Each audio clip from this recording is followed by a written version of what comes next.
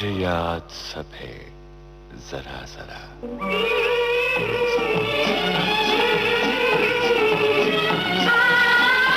मुझे याद सब है जरा जरा। मुझे याद सब है जरा जरा। वो लम्हा लम्हा साथ है। मुझे याद सब है जरा जरा।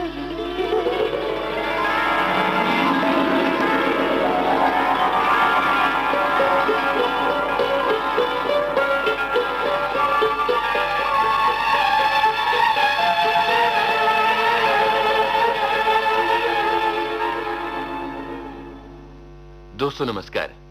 आज हमारे मेहमान हैं पुलिस ऑफिसर फूल और अंगार, इज्जत, राजा की आएगी बारात, दूध का कर्ज, कातिल जैसी फिल्मों के निर्देशक अशोक गायकवाड़। तो चलिए शुरू करते हैं बातचीत का सिलसिला।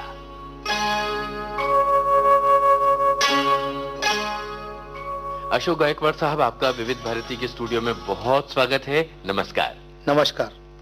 देखिए, जैसे कि इस कार्यक्रम का नाम है मुझे याद सब है जरा जरा, यानी अब आपको अपनी यादों के पन्ने पलटने होंगे और हमें बताना होगा कि किस तरह का आपका बचपन था, आपको बचपन की क्या बातें याद हैं। बचपन देखिए, मैं आई एम फ्रॉम रॉयल फैमिली। मेरा जो नेटिव प्लेस है वो कोल्हापुर। जी। मेरा जन्म जो हो गया वो कोल्हापुर में ही हो गया और बस कोल्हापुर में से ही मतलब मेरी पढ़ाई लिखाई पूरी पढ़ाई मतलब कोल्हापुर में ही हुई है। उसके बाद मैं बम्बई आया। कोल्हापुर तो मराठी फिल्मों का गढ़ माना जाता है, जिस तरह से मुंबई हिंदी फिल्मों का एक साम्राज्य है। कोल्हापुर में काफी मराठी सिनेमा बनता है। आपका झुकाव उस सिनेमा की तरफ हुआ था? यस। वो क्या हो गया था कि मेरे एक दोस्त है शशि जोशी करके, तो उनका कोल्हापुर में आज भी लॉज है। अच्छा। तो उस टाइम जितनी मराठी पिक्चर की जो शूटिंग हुआ करती थी, तो जितने मराठी आर्टिस्ट मतलब पुणे से बम्बई से आते थे तो उन्हीं के लॉज में रुकते थे। तो लॉज में बैठना उठना था। वो हमारा क्लासमेट था शशि जोशी, तो वहीं स्टडी करना वगैरह। तो उसके वजह से थोड़ा सा पिक्चर लाइन की तरफ में झुकाव हो गया था मेरा बचपन से ही। तो ऐसे ही मतलब कि शूटिंग देखने के लिए कभी कभी स्कूल में दांडी मार के किताबें वगैरह सब लॉज में रख के शूटिंग देखने के लिए जाते थे। स्कूल से गोल हो जाते थे और शूटिंग देखते थे मराठी पिक्चरों की जाके। जी। उस टाइम आनंद माने, दत्ता धर्माधिकारी, ऐसे बड़े बड़े डायरेक्टरों की शूटिंग हुआ करती थी। तो शूटिंग देखते देखते मतलब जैसे स्कूल में था, हाई स्कूल में था, मैं हाई स्कूल में पढ़ रहा था। जी। तो हाई स्कूल में पढ़ रहा था तो हमारे वहाँ जो गैदरिंग होता था, तो गैदरिंग के दौरान एक साल में एक ड्रामा बिठाया जाता था। डायरेक्टर थे ड्रामा के, वो गोविंद कुलकर्णी करके थे। मेरे स्कूल का नाम था न्यू हाई स्कूल कोल्हापुर। तो उस जमाने में मतलब एक लड़के ने लास्ट मोमेंट में बोला कि भाई मैं तो काम नहीं करूंगी, मेरे घर वाले ने मुझे मना कर दिया। तो हमारे गोविंद कुलकर्णी वगैरह डायरेक्टर थे, सब परेशान हो गए। 8 दिन के बाद मतलब गैदरिंग का शो था और मैं तो वही रिहर्सल जो होती थी जिसको तालीम बोलते, वो मैं अटेंड करता था उधर। तो ऐसी बात चल रही थी। तो मैं ऐसा दुबला पतला था, मेरी आवाज भी पतली थी। तो मैंने बोला उनको कि सर ये रोल मैं करता हूँ। तो सब हंसने लगे, बोले लड़की का रोल तू करेगा? बोला क्यों नहीं करूंगा, अगर आप करवाएंगे तो मैं करूंगा। तो बाद में उन्होंने हमारी थोड़ी सी हंसी मजाक उड़ाई, लेकिन बाद में उन्होंने तय कर लिया और मुझे वो रोल दे दिया।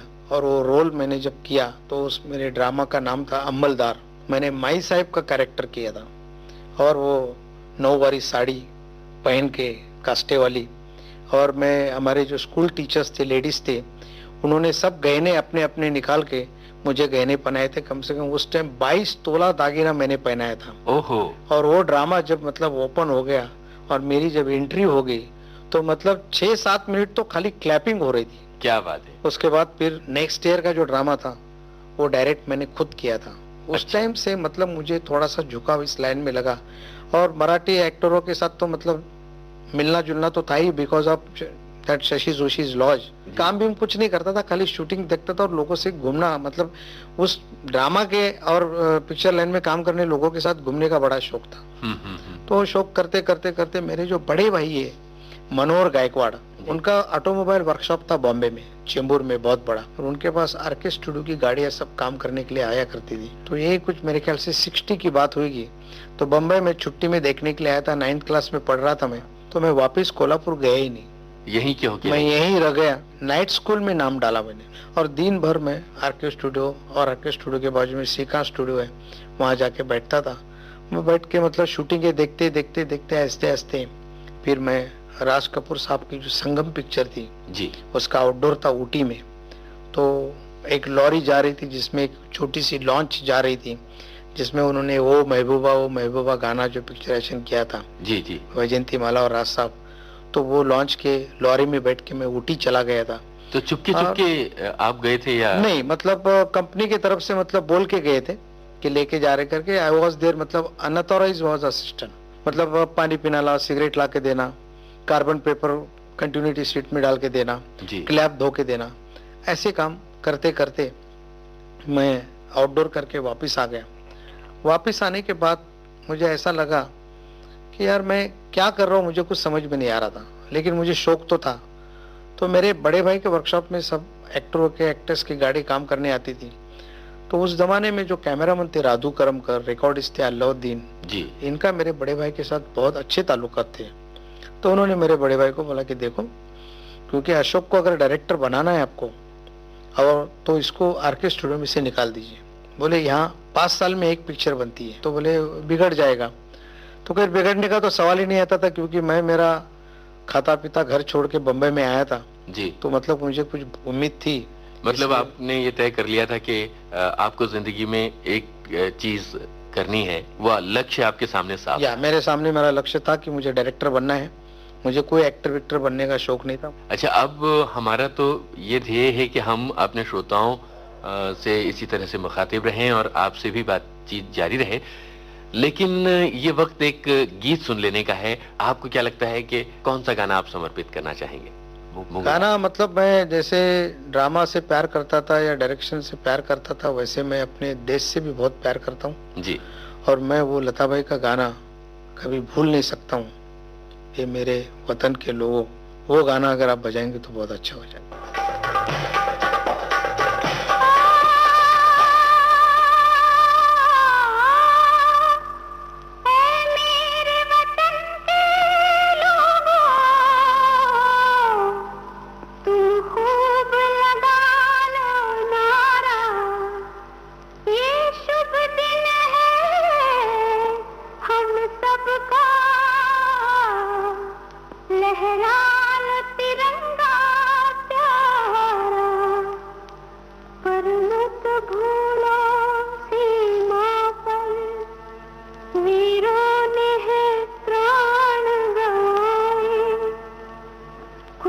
याद उन्हें भी कर लो, कुछ याद उन्हें भी कर लो, जो लौट के घर ना आए, जो लौट के घर ना आए। है मेरे वतन के लोगों, जरा आँख में भर लो पानी, जो शहीद हुए हैं उनकी जरा याद करो कुर्बानी।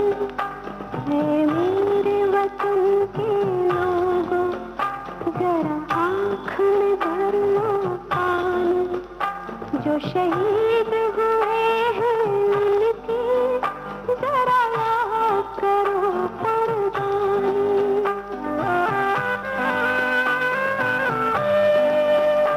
जब घायल हुआ हिमालय, खतरे में पड़ी आजादी, जब तक थी सांस लड़े वो, जब तक थी सांस लड़े वो, फिर अपनी लाश बिछा दी, संगीन पे धर कर माथा, सो गए अमर बलिदानी, जो शहीद हुए हैं उनकी जरा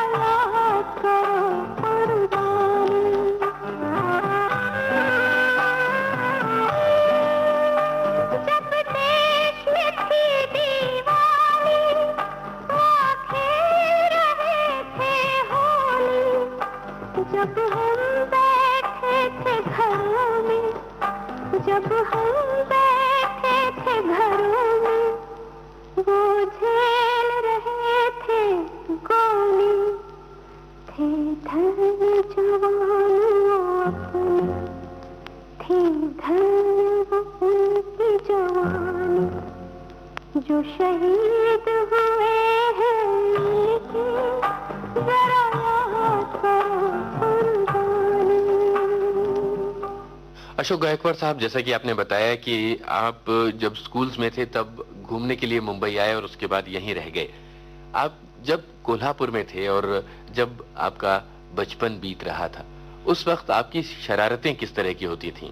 एक शरारत तो हमें मालूम पड़ गई कि आप स्कूल से गायब हो जाते थे और शूटिंग्स में वक्त गुजारते थे। इसके अलावा और किस तरह की शरारतें आपकी होती थीं?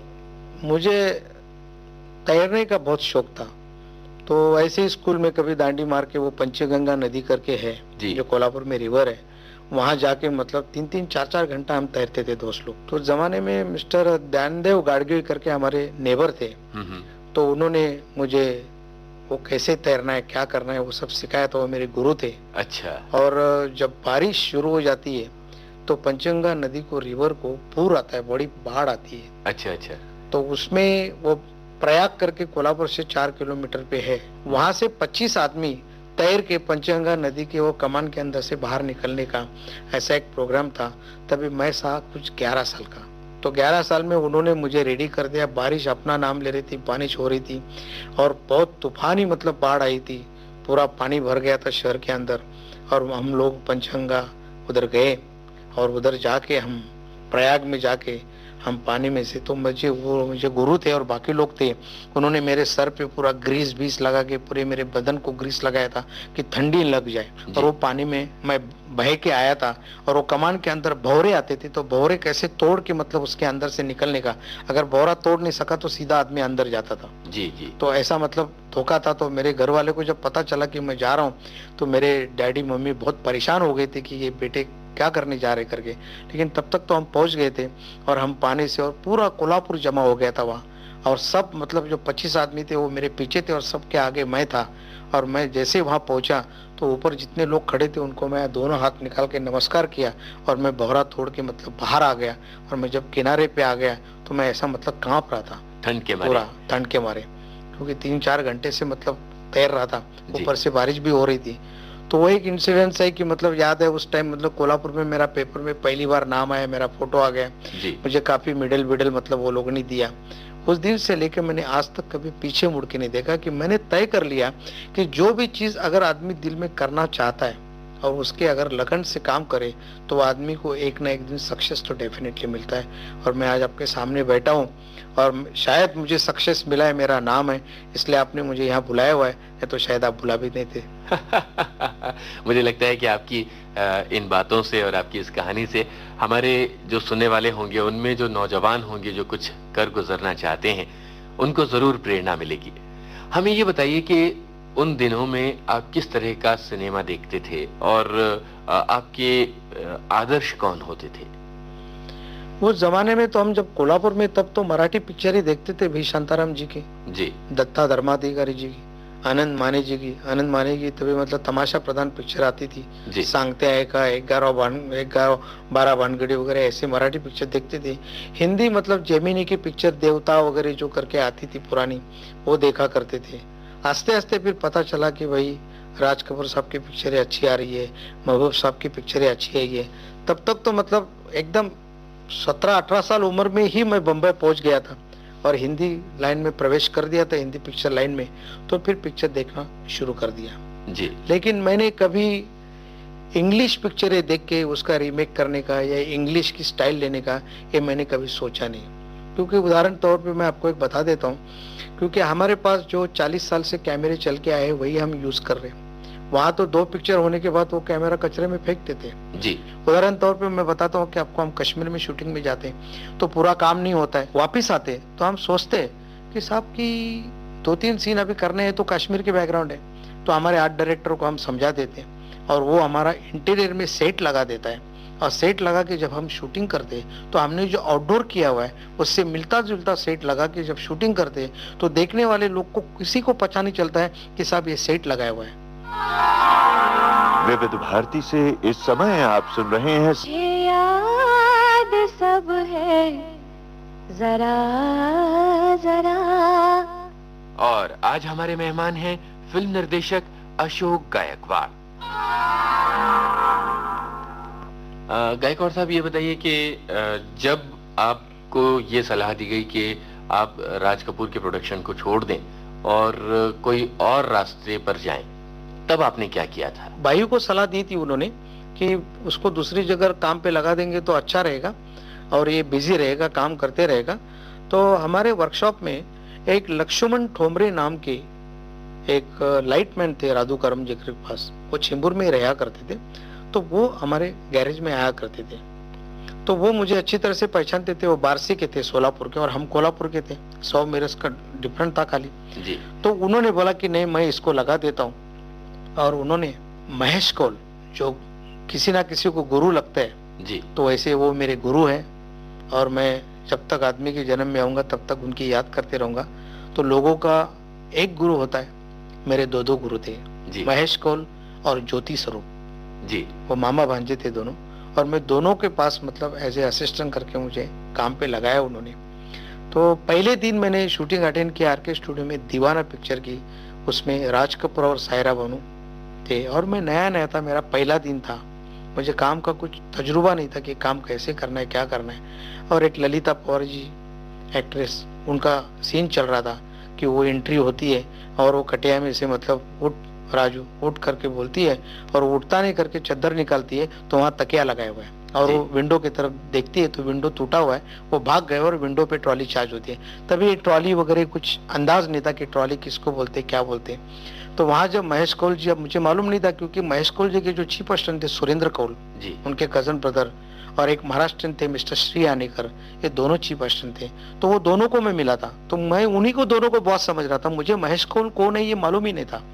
और जब वो देख रहे थे व्यू पॉइंटर से और मैं उस साइड पे खड़ा था और वो बता रहे थे कि थोड़ा सा कटिए इधर करना करके, और मैं उठा के 2 फीट इधर रखा तो उन्होंने ऐसा देखा, बोले ओफो हाय राम मधुसूदन, ये किस भेड़ बकरियों के बीच में से पकड़ के लाया इसको, कौन है ये?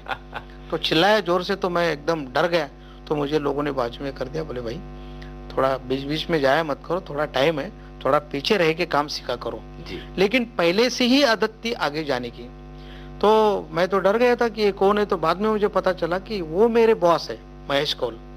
तो उसके एक इंसिडेंस लाइफ में सर इतना बड़ा हो गया था मेरा कि जिससे मुझे आगे जाने के लिए मिला, गुरु के चरण के पास जाने का जो मौका मिला, वो मौका ऐसा था कि सायरा बानू हीरोइन थी और सायरा बानू अपने घर से मतलब गाड़ी में मतलब पैसे चुरा के लेके भाग रही है वो, और भागते भागते उसका बीच में एक्सीडेंट हो जाता है। तो वो गाड़ी चलाने के लिए मतलब सायरा बानू के शॉट्स लेने थे, तो सायरा ने जो बोला कि मैं तो गाड़ी नहीं चलाती हूँ, तो फिर प्रोडक्शन वाले को बोल के एक लड़की गाड़ी चलाने वाली बुलाया था। तो उसको सायरा बानू जी के कपड़े वपड़े सब पहन के वगैरह उसको खड़ा कर दिया था।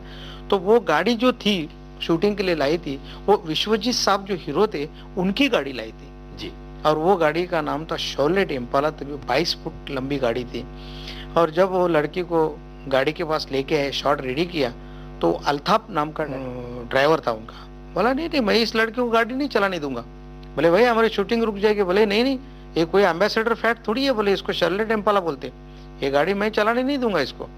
तो वो मना कर दिया, तो शूटिंग प्रॉब्लम हो गया। तो उसको बहुत कन्विंस किया आधा घंटा, लेकिन वो मान नहीं रहा था, बोलता ये मेरी लक्ष्मी है। डिस्टर्ब होने के बाद क्या करे, तो त्यागराज पेंडरकर कैमरामैन थे कोल्हापुर के, और उनके पास जो असिस्टेंट था अजीत मोती वाले, तो वो मुझे जानता था। तो उसने जाके हमारे सेल का भी सब राइटर थे, अभी उनकी डेथ हुई, तो उनको बताया कि बोले आपके पास जो नया लड़का है एज ए अप्रेंटिस करके आया हुआ है असिस्टेंट अशोक गायकवाड़, वो गाड़ी बहुत अच्छी चलाता है और वो अल्ताफ उसको जानता है अच्छी तरह से। तो उन्होंने वो अल्ताफ से बात किया, बोले हाँ ये तो हमारे मिस्त्री साहब का लड़का है। बोले भाई है, इसको दे देता हूँ चलाने, ये गाड़ी चला सकते हैं। और फिर मुझे एक आम के पेड़ के नीचे नेशनल पार्क में शूटिंग कर रहे थे, नीचे लेके गए सारे मेकअप मैन वगैरह, और मुझे पूरे उन्होंने सायरा बानू के कपड़े पहनाए और मुझे समझाया, लो एंगल लगाया था, तभी लो एंगल भी मालूम नहीं था, आज बोल रहा हूँ कि लो एंगल है, जमीन पे कैमरा रखा हुआ था और मुझे बताया था कि ये कैमरा के यहाँ से मतलब ये व्हील लेके जाना है करके, गाड़ी वहां से लेफ्ट टू राइट पास करना था। जी। तो मुझे समझाया, तो बोले तू बराबर जाएगा, बोले तू फिक्र मत कर, तू बार गाड़ी चलाता है मुझे मालूम है, लेकिन जो मार्क दिया उसी हिसाब से चला। तो मैंने फर्स्ट शॉट ओके दिया, तब जाके क्लैपिंग वगैरह हो गया। तो मुझे ऐसा लगा कि अरे मैंने बहुत बड़ा काम किया। और सब लोग मेरे पास आए, किसी ने हाथ मिलाया, किसी ने मेरे को एम्ब्रेस किया, और फिर मुझे वैसे ही ड्रेस में वो मेरे गुरु जय महेश कौल उनके पास लेके गए। ओ क्या बात करते हो, क्या नाम है तुम्हारा? तो मेरा एक तकिया कलम था पहले से, मैं नाम जब बताता था, मुझे पूछता था कोई भी बड़ा आदमी, तो बोलता था कि my name is Ashok Marutrao Gaikwad, I am from Kolhapur, I am not only Ghati, I am pure घाटी। हमेशा मैं बताता था उनको, क्योंकि मैं कोल्हापुर का हूँ, तो घाट में रहने वाले को घाटी बोलते हैं। घाट कोई का मतलब घाटी कोई कास्ट तो होती नहीं है। जी। और मैं तो 96 कुड़ी मराठा आदमी हूँ, राज खानदान का आदमी हूँ, रॉयल फैमिली का आदमी हूँ, तो मुझे कोई गम नहीं था कोई काम करने में और कुछ करने में। उस दिन से आज तक मैं जो कौल साहब का मतलब मेरे गुरु का मैं जो राइट हैंड लेफ्ट हैंड बना, उसके बाद मैंने आज तक पीछे मुड़ के नहीं देखा। अशोक गायकवाड़ जी, बहुत रोचक बातें आपसे हो रही हैं, और कुछ बातें हम करेंगे, लेकिन मुझे लगता है कि ये एक ऐसा मकाम है जहां हमें एक गीत सुन लेना चाहिए। मुझे ऐसे लगता है कि मैं नास्तिक आदमी तो हूँ नहीं, आस्तिक आदमी हूँ जी। मैं भगवान की हमेशा रोज पूजा करता हूँ, और मुझे भजन वगैरह बहुत अच्छे लगते हैं। तो एक अनूप जलोटा जी का भजन है, वो अगर आप सुना देंगे तो बहुत अच्छी बात है। ये सुनते हैं।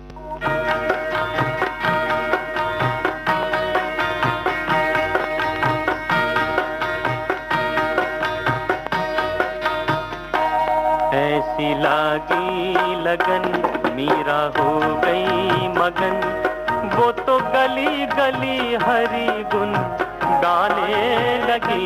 ऐसी लागी लगन मीरा हो गई मगन, वो तो गली गली हरी गुन गाने लगी। महलों में पली बन के जोगन चली, मीरा रानी दीवानी कहाने लगी। ऐसी लागी लगन मीरा हो गई मगन।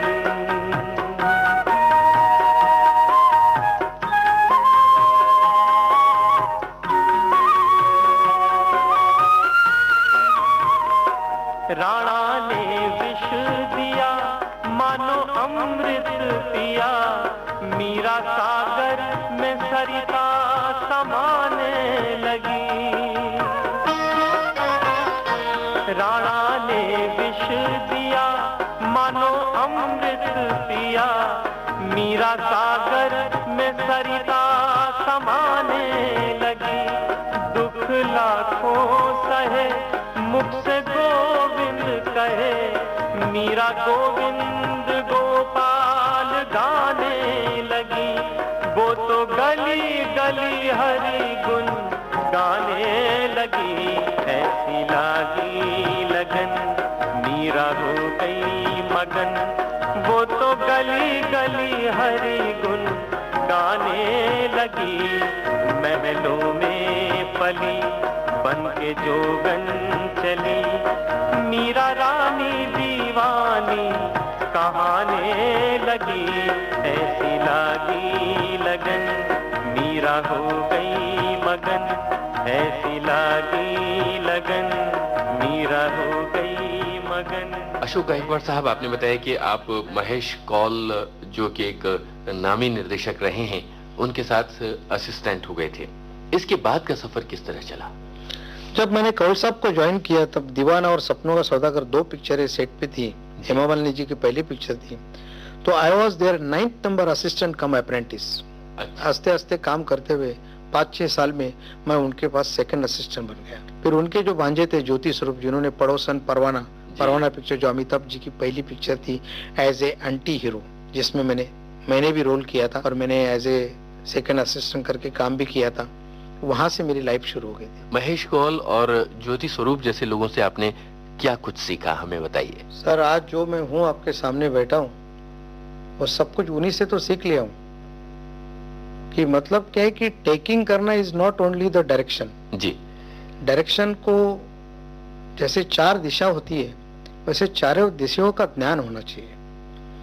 कि आपकी पढ़ाई अच्छी होनी चाहिए, नए नए क्षेत्र में काम करना चाहिए, क्योंकि कब कौन सा कैरेक्टर आपके पिक्चर में आएगा उभर के और उससे वो अगर चीज करवा के लेनी है तो वो कैसे कराना चाहिए, वो सारी चीजें डायरेक्टर को याद रखनी चाहिए। जब याद रखेंगे तभी आर्टिस्ट से वैसा काम करा के ले लेंगे। तो मैंने उनसे जो मतलब जो पहले जो श्री गणेशा होता है, क्लैप मारना, कंटिन्यूटी लिखना, डायलॉग कैसे देना करना, तो डायलॉग के बारे में थोड़ा सा मुझे लेट हो गए क्योंकि मैं मराठी आदमी था और हिंदी थोड़ी मेरी कमजोर थी। जी। मतलब दरवाजा को दरवाजा बोलता था, आज नहीं बोलता हूँ। खून को खून बोलता था। तो उस टाइम मतलब मेरे को लोग जो समझाने वाले थे कि बोले बेटा ऐसा नहीं है, तो फिर मैंने हिंदी किताबें पढ़ना शुरू किया और फिर लैंग्वेज अवगत करने की कोशिश किया, क्योंकि मुझे जब डायरेक्टर बनना है तो मुझे लैंग्वेज तो मेरी आनी चाहिए मुझे। जी। तो आजकल की जैसे फैशन है कि मुझे बहुत बड़ा गुस्सा आता है कभी कभी, आजकल जो लड़के मतलब लाइन में आते हैं एज ए एम्प्रेटिस या असिस्टेंट काम करने वाले, कि हर जगह पे माहौल इंग्लिश का है जी। और सब इंग्लिश में बात करते हैं। क्यों करते हैं मुझे समझ में नहीं आया। तो आप इंग्लिश पिक्चर ही बनाओ ना, आप हिंदी पिक्चर क्यों बनाते? तो कम से कम शुद्ध हिंदी बोलने के लिए तो सीखो आप। जब आप असिस्टेंट थे तो लगातार आपकी ये कोशिश रही होगी कि किसी तरह से आप निर्देशक की कुर्सी पर बैठ पाएं, आप अपनी फिल्म बनाएं। मैं जब एज ए असिस्टेंट करके काम शुरू किया, बाद में कौल साहब की एज हो गई थी, कौल साहब के बाद में डेथ हो गई। लास्ट पिक्चर अग्नि रेखा की, तो वो पिक्चर खत्म होने के पहले ही मतलब 8 दिन का काम बाकी था और उनकी डेथ हुई। तो उस पिक्चर के एडिटर थे ऋषिकेश मुखर्जी जी।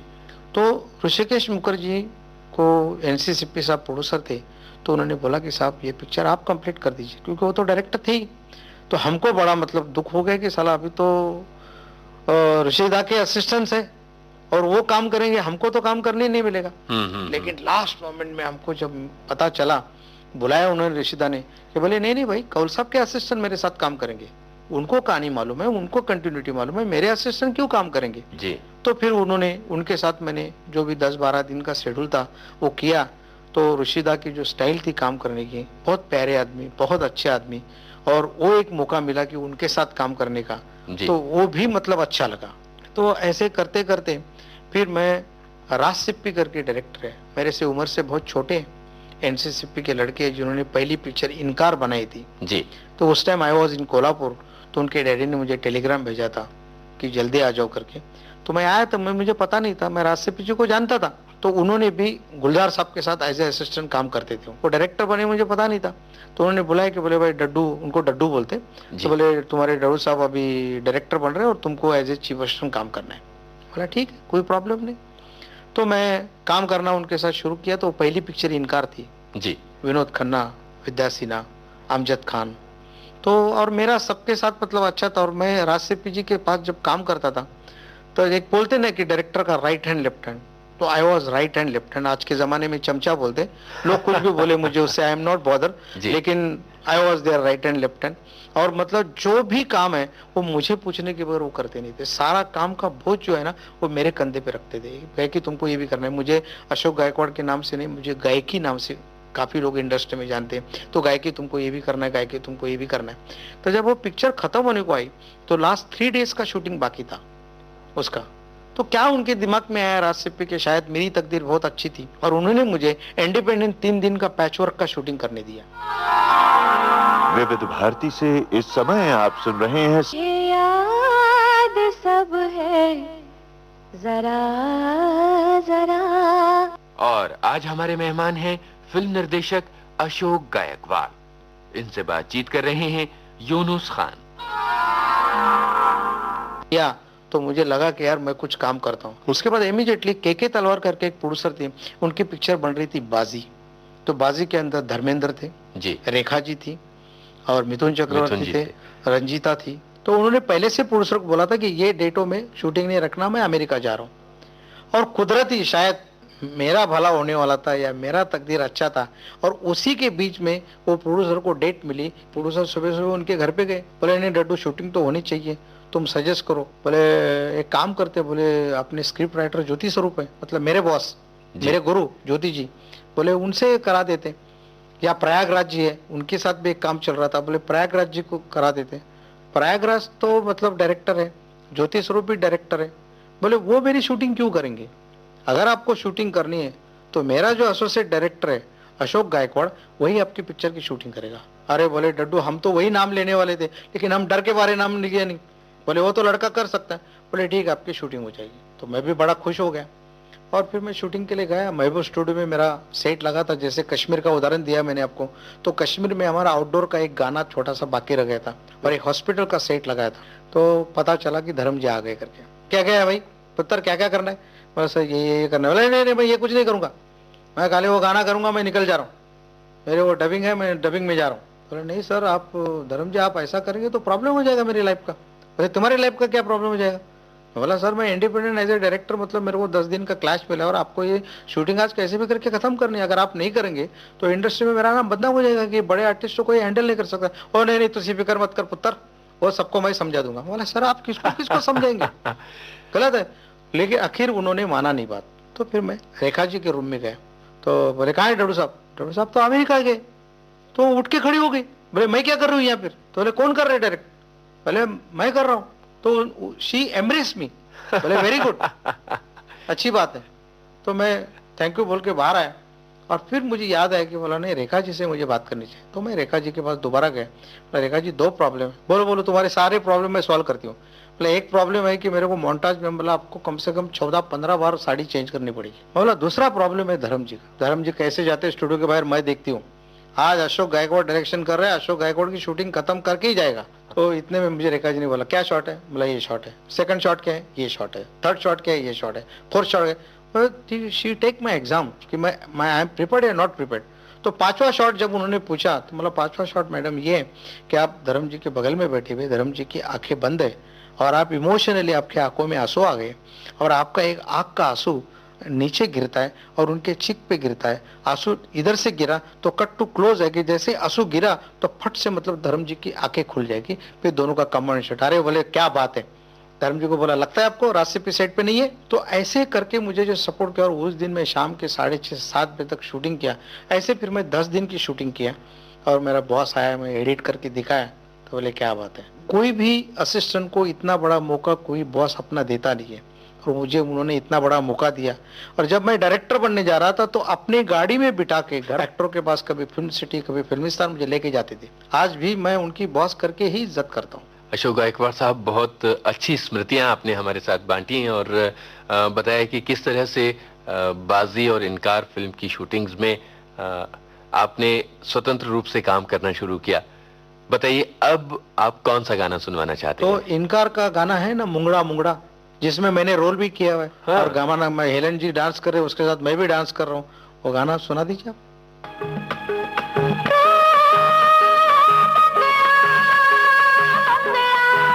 मैं गुड़ की डली मंगता है तो आजा रतिया, नहीं तो मैं ये चली। मंगता है तो आजा रतिया, नहीं तो मैं ये चली।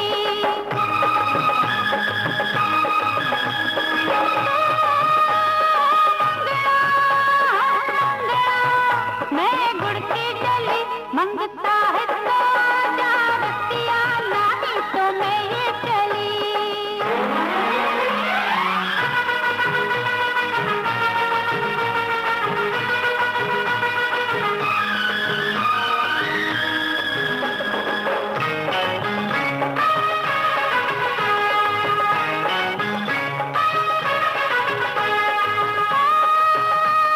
ले बैया का थोड़ी गुलाबी, ले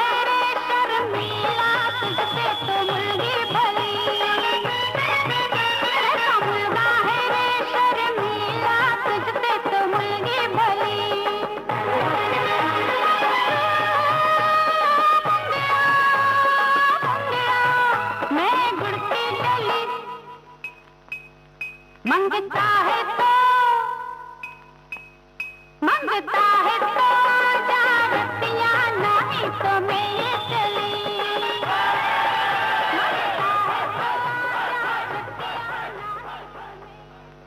अशोक गायकवाड़ साहब, इस तरह से आप एक assistant director, chief assistant director की हैसियत से काम करने लगे, लेकिन स्वतंत्र रूप से आपकी पहली फिल्म कौन सी थी और वो किस तरह से आपको मिली थी? सर, मैं राज सिप्पी जी के साथ जब काम शुरू किया तो खाली इनकार पिक्चर में खाली मैं चीफ असिस्टेंट था।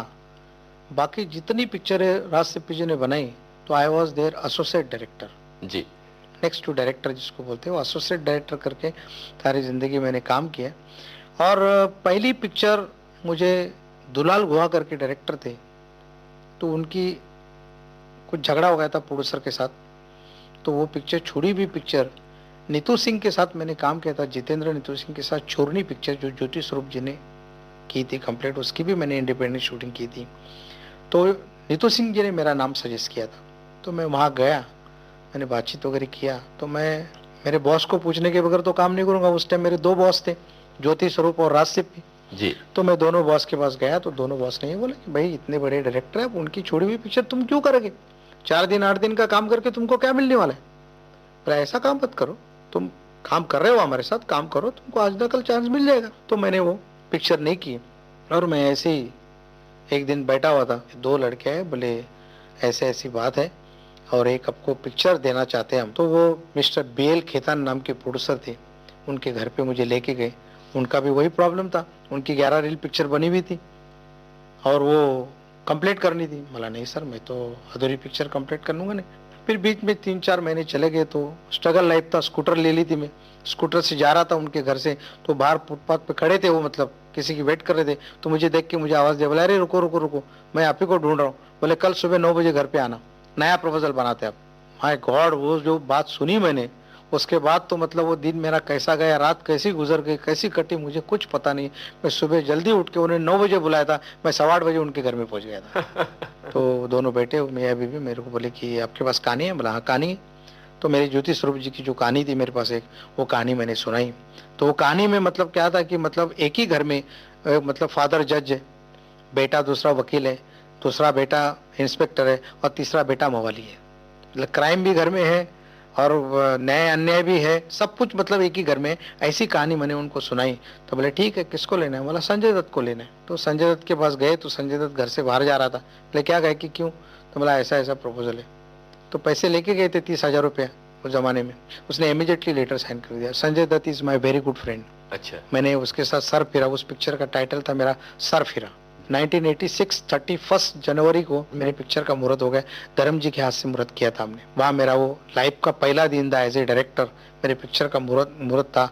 तमाम पत्रकार लोग आए थे, तमाम फोटोग्राफर लोग आए थे, तमाम लोग गेस्ट आए थे, और मैं इतना सा 1.5 फुट आदमी, सब मेरे तरफ देख रहे थे। मैं कैप लेकिन मैं पहले से पहनता हूँ, जब मैं असिस्टेंट था तब से कैप पहनता हूँ। ये आपका पुराना शौक ये है? मेरा पुराना शौक है। मतलब आप जो विविध भारती के स्टूडियो में आए हैं, तो भले आप को हमारे श्रोता देख ना पाए, लेकिन आपकी आवाज के जरिए और आपकी इस बात के जरिए वो ये जान जाएंगे कि आप हमेशा ही एक हैट लगाए रहते हैं। लेकिन मैंने एक काम किया था, मैंने मेरे बॉस को छोड़ा नहीं था, राज सिप्पी को मैंने छोड़ा नहीं था। यहाँ जब मतलब डायरेक्टर बनता है आदमी तो इमीडिएटली अपना घर छोड़ देता है। मैं मेरी शूटिंग में स्टार्ट और कट बोलता था और जाके उनके पास एज ए असिस्टेंट करके काम करता था। 10-11 रील पिक्चर बन गई, और कुदरती मेरा बैड लक समझिए, कुछ समझिए कि मतलब कि मेरे दोस्त, मेरा जो आर्टिस्ट संजय दत्त, उसके मिसेस को ब्रेन ट्यूमर हो गया। उसकी वजह से मेरा एक 20 दिन का शेड्यूल कैंसिल हो गया। बट मुझे कोई दुख नहीं हो गया, क्योंकि वाइफ भाभी थी हमारी, वो अमेरिका चला गया। उसके बाद जब वापस आ गया वो, फिर वापस मेरी 2 महीने के बाद 20 दिन की डेट थी, तो उसके लंग्स कोलैप्स हो गए, तो मेरा वो शेड्यूल कैंसिल हो गया। उसके बाद फिर वापस मेरी 18 दिन की शूटिंग थी, उसमें उनके डैडी को, सुनील दत्त जी को जॉइंटिस हो गया। तो ऐसे कुदरती कुछ इंसिडेंट्स बनते गए और मेरी शूटिंग कैंसिल होती गई, और मेरे पिक्चर को जो ब्रेक लगा वो ब्रेक ही लग गया। बाद में फिर प्रोड्यूसर के प्रॉब्लम हो गई, प्रोड्यूसर और फाइनेंसर के बीच में कुछ वाद विवाद हो गए, तो मेरी पिक्चर रुक गई। लेकिन मैंने मेरे बॉस को छोड़ा नहीं था, इसलिए आई वॉज बिजी, क्योंकि मेरा घर कौन चलाए, क्योंकि I am self made man. मैं आपको एक बात बोलना चाहता हूँ कि स्ट्रगल लाइफ में जब भी मैं मतलब बेकार होता था, तो रात को I got taxi batch, still I got taxi batch, और मैं मेरी टैक्सी रात को मैं तभी 10 रुपए मिलते थे एक नाइट के, रात को 7 बजे के बदले 9 बजे निकलता था, क्योंकि लोग पहचानते थे मुझे। लेकिन मैं चला जाता था टैक्सी, सुबह 6 बजे तक चला के 9-10 रुपए कमा के मैं घर आता था। मैं चेंबूर में 28 नंबर बिल्डिंग है, सुभाष नगर, विश्व भारती कोऑपरेटिव सोसाइटी, वहां रहता था। 1 रूम 1 किचन, स्ट्रगल लाइफ थी जी। लेकिन आज जो कुछ मैं बना हूँ, जो मेरे बॉस की मेहरबानी, ऊपर वाले की मेहरबानी, सबकी दुआ के साथ साथ मुझे अगर किसी ने साथ दिया है बनने में, तो वो है मेरी अर्धांगिनी, मेरी मिसेस जी। स्नेहा गायकवाड़, कि 80% उसका हाथ है मेरा डायरेक्टर बनने में। अच्छा। कोई आदमी जब सुकून से अपना घर चलाता है, अगर उसको कोई तकलीफ नहीं होती, तो ये क्रिएटिव जॉब के लिए अपना भेजा चलेगा। तो ऐसे करके मतलब मेरी वो पिक्चर रुकी, और मैं तभी सलीम अख्तर साहब की 2 पिक्चरें राज सिप्पी ने डायरेक्ट की थी। उसका नाम था लोहा और दूसरा था कयामत जी। तो दोनों पिक्चरों में आई वाज एसोसिएट, और दोनों पिक्चर की मैंने इंडिपेंडेंट शूटिंग भी की थी। उन्होंने अरेंज किया, और सुमित प्रकाश मेहरा के थिएटर के अंदर वो ट्रायल रखी 7-8 रील की, और उन्होंने मेरी सर मेरा पिक्चर देखी, और उन्होंने बाहर आके बोला कि आपने काम तो गायकवाड़ साहब बहुत अच्छा किया हुआ है, लेकिन आई am not interested in distribution. तो बोले सुरेंद्र श्रीवास्तव इनको एज ए डायरेक्टर साइन करते हैं। वो मेरी लाइफ की पहली पिक्चर थी, मतलब पहली समझ लीजिए, पहली थी सर फिरा, लेकिन सेकंड पिक्चर जो पहली रिलीज हो गई, वो पिक्चर का नाम है कातिल। टेक्निकली बहुत अच्छी बनाई थी। तभी भी एक इंसिडेंस हो गया था, मैं नाम नहीं लेना चाहता हूँ। सलीम अख्तर को एक बहुत बड़े डायरेक्टर ने बोला था कि बोले ऐसे डायरेक्टर को लिया है कि उसको सिनेमास्कोप का स्पेलिंग मालूम है क्या, सिनेमास्कोप एंगल लगाने जा रहे हो। लेकिन बाद में जब मेरी पिक्चर कंप्लीट हो गई और मेरा गाना एक रिकॉर्ड हो रहा था, तो लक्ष्मी महबूब स्टूडियो में, तो हम सलीम अख्तर जा रहे थे। तो सलीम अख्तर की दूसरी पिक्चर की शूटिंग, मतलब एडिटिंग चल रही थी गुलजार साहब के एडिटिंग रूम में। वहाँ गए तो पूछा सलीम कहाँ जा रहे हो, डायरेक्टर ने पूछा। तो बोले मैं महबूब में जा रहा हूँ, मेरा गायकवाड़ साहब का गाना दिखाना है। बोले क्यों भाई, हमको भी तो दिखाओ। गाड़ी से डब्बे मंगाया और अपना काम बंद करके मेरा वो गाना लगाया, वही गाना जो कातिल में, जो मान जाए घर वाले मान जाए, जो गाना मैं बोल रहा था वो गाना, और उसके साथ आगे पीछे सीन थे। और वो रील देखा, और फिर वो डायरेक्टर उठ के खड़ा हो गया कि I take my word back. बोले he knows his job, it's a very intelligent director. वो उसने कोई बुरी चीज नहीं बोली थी, लेकिन उसके बोलने से मैं भी जिद करके काम किया कि मैं भी दिखा देता हूँ कि सिनेमास्कोप क्या होता है और एंगल क्या होता है। जी। क्योंकि मेरे गुरु थे महेश कौल ज्योति स्वरूप, मैं कोई कच्चे गुरु का तो चेला था ही नहीं। सही बात। और टेक्निकली मैं राज साहब के साथ काम कर चुका था जी। तो मैंने भी तट के काम किया था। इसी बात पर सुनते हैं आपकी फिल्म कातिल का ये गीत। मान गए, मान गए, मान गए, मान गए, मान गए, अब घर वाले मान गए, मान गए, मान गए, मान गए, अब घर वाले मान गए। नफरत की टूटी दीवार अब हम खुल के करेंगे प्यार, अब हम खुल के करेंगे प्यार। मान गए, मान गए, मान गए, अब घर वाले मान गए। नफरत की टूटी दीवार अब हम खुल के करेंगे प्यार, अब हम खुल के करेंगे प्यार। मान गए, मान गए।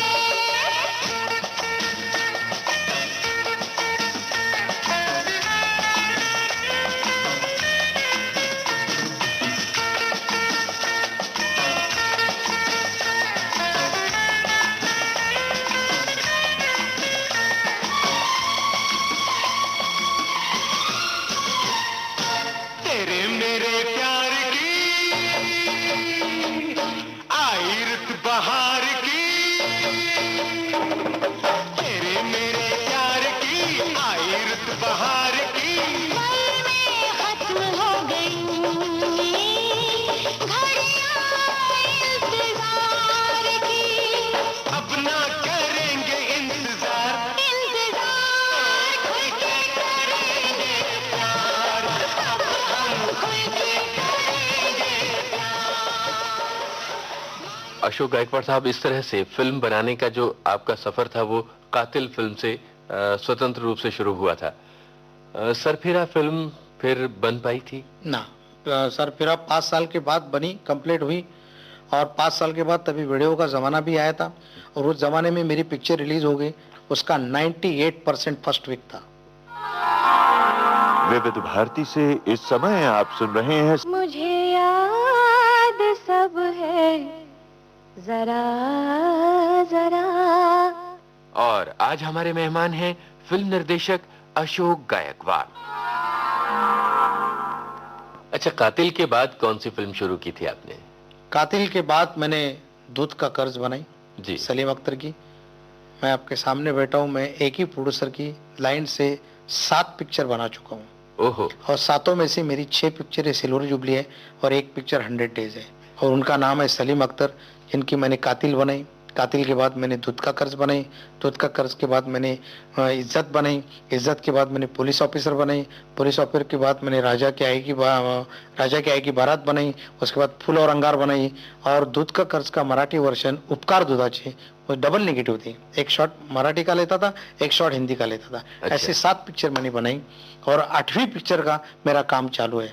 मैं बहुत द्विधा परिस्थिति में था। दूध का कर्ज मैंने जब शुरू किया, कि दूध का कर्ज अगर आपने पिक्चर देखे होगी तो मुझे पता नहीं है, लेकिन पिक्चर में 2 हीरो थे, उसमें एक था जाकी श्रॉफ और दूसरा हीरो था वो स्नेक। जो स्नेक है वो बड़ा भाई होता है और जाकी श्रॉफ छोटा भाई होता है, और थ्रू आउट दोनों हीरो थे पिक्चर के अंदर, और थ्रू आउट मतलब सांप के साथ कैसे काम करना है। और मैं आपके सामने बैठा हूँ कि मैं दुनिया में किसी को नहीं डरता था, खाली सांप को डरता था। ओहो। और मैं इतना डरता था कि सांप के नाम से भी मुझे रात को ख्वाब आते थे, मैं रात को उठ के बैठता था। अच्छा। और मेरे ऊपर ये नौबत आ गई ये पिक्चर करने की। बहुत बड़ा सेट लगा था फिल्मिस्तान स्टूडियो में, और मेरे शूटिंग में मेरा क्लाइमेक्स था जी। और 1000 स्नेक्स थे। हैदराबाद, सातारा, कराड़, पुणे और बॉम्बे, यहाँ से 25 सपेरे काम कर रहे थे। दोपहर का लंच टाइम हो गया था। लंच में मैं कभी बाहर जाता नहीं था, मैं सेट पे बैठा रहता था। मेरे कैमरामैन की वही आदत है, अनवर सिराज, वो भी कभी बाहर नहीं जाते थे, और मैं बैठा हुआ था। और मैं लंच के बाद जो काम करना है वो पैड लेके मैं स्टडी कर रहा था, और सडनली मेरे सामने ऐसे थम करके स्नेक आ गया, तो मैं इतना डर गया, मैं उठ के भागा, तो वो आदमी मेरे पीछे लगा। तो वो आदमी कौन था? संजय दत्त। वो बाजू में शूटिंग कर रहा था, और मैं ऐसा जब मार के गिरा, उसके बाद फिर भी वीरू देवगन थे, तभी वीरू देवगन बोले नहीं, तेरा अभी स्नेक का ये डर निकालना पड़ेगा तेरे को। बोले क्या कर रहे तू? स्नेक क्या करता है? बोले सबके दांत निकाले। अरे दांत निकाले तो भी वो फना मार देगा तो साला ब्लड निकलता है। बोला देखा मैंने शूटिंग में। बोले नहीं नहीं, डरने का नहीं। और नेक्स्ट डे नागपंचमी थी, तो मुझे वीरू देवगन साहब ने बोला कि बोले एक काम करो, घर का दूध मंगा के लिए। फिर सुबह में दूध लेके आया, फिर सब नागों को निकाल दिया, सबके सामने रखा, और वो पूजा वूजा किया, और उसके बाद काम शुरू किया। उस दिन से जो डर निकला है वो आज तक डर नहीं है। उसके बाद फिर पूरे मेरे फोटो भी निकाले उन्होंने उस टाइम, कि मेरे पूरे बदन में सांप ही सांप है, और मेरे फोटो निकाले हुए हैं। अरे वाह। तो वो credit goes to Sanjay Dutt. Sanjay Dutt अगर मेरे पीछे सांप लेके नहीं भागता तो शायद मेरा डर नहीं निकलता। अब यहाँ ये मौका है कि हम इसी फिल्म का कोई गीत सुन लें। शुरू हो रही है प्रेम कहानी,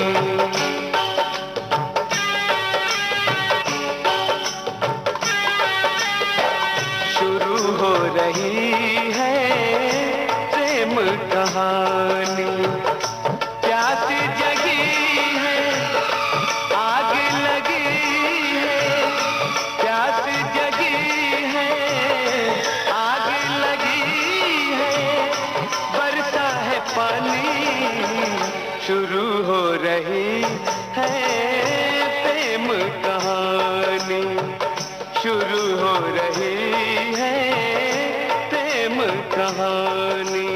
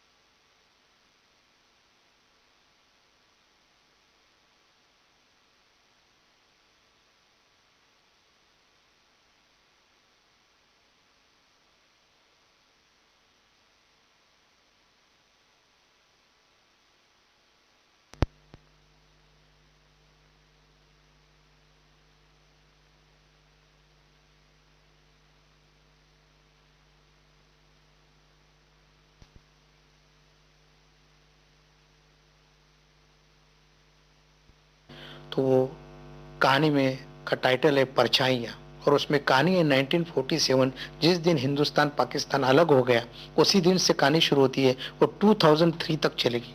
अच्छा। 55 साल की कहानी है, लेकिन हमारी कहानी के अंदर हिंदू मुसलमान जब पार्टीशन के पहले एक साथ रहते थे, हजारों साल साथ में रहते थे, तो आज क्यों नहीं रह सकते? जो अंग्रेज लोगों ने आके हमको हमारा प्यार में जो जहर मिला दिया और हमको दोनों को अलग कर दिया, कि हिंदू मुसलमान आपस में कितना प्यार करते थे, कैसे कंधे से कंधा लगा के मतलब रहते थे एक दूसरे के लिए, मतलब सगा भाई नहीं करेगा लेकिन बाजू वाला मुसलमान है तो करेगा और हिंदू है तो वो उसके लिए करेगा जी। और ये 15 जुलाई से मेरी शूटिंग शुरू हो रही है, और वो कहानी मेरी पेशावर से पाकिस्तान से शुरू हो रही है, इसलिए मैं भोपाल, आगरा या लखनऊ तीनों में से एक जगह लोकेशन जाके देख के वहां से कहानी शुरू करके ऐसे ऐसे अमृतसर से मैं दिल्ली आऊंगा, और दिल्ली से फिर मेरी फैमिली ड्रामा शुरू होके मैं कनाडा चला जाऊंगा।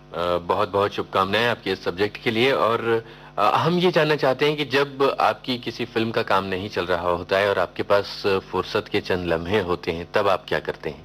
मेरे बच्चों से बात करते रहता हूँ, मेरी बीवी से बात करते रहता हूँ, और जब उसके बाद भी टाइम मिलता है तो मैं नई नई किताबें पढ़ता हूँ। जी।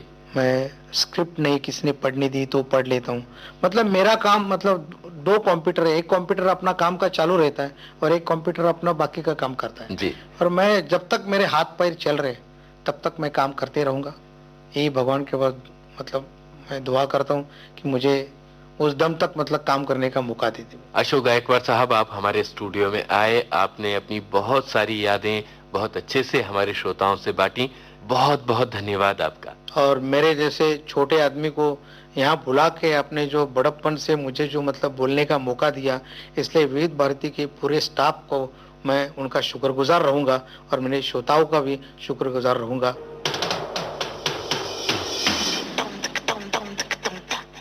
दोस्तों, ये थे फिल्म निर्देशक अशोक गायकवाड़ जो अपने जीवन की बीती यादें हमसे बांट रहे थे।